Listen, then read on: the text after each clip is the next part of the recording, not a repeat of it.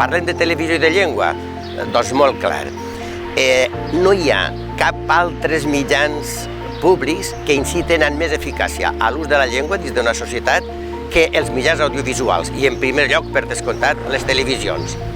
En segon cas, qualsevol política lingüística que siga viable, que siga operativa, ha de tindre en compte com a punt central, punt bàsic, la televisió i la ràdio i altres mitjans audiovisuals.